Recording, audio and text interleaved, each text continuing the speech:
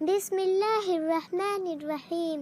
यअलमु ख़ाइनतल आयुनि व मा तुख़फ़िस सुदूर।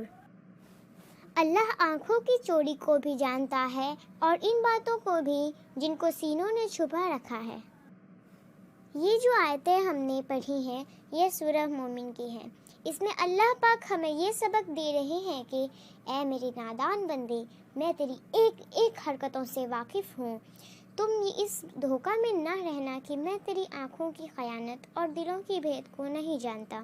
तो बच्चों, हमें ना किसी को हक़ारत की निगाह से देखना है और ना ही अपने दिल में किसी के लिए बुग़्ज़ रखना है। These verses that we have read, this is from Surah Mu'min. In it, Allah is Almighty giving us the meaning of that, O my servant, I am aware of your every move. You should not live in this deception. If you know children, we should not look down on anyone, nor should we hold grading against anyone in our heart.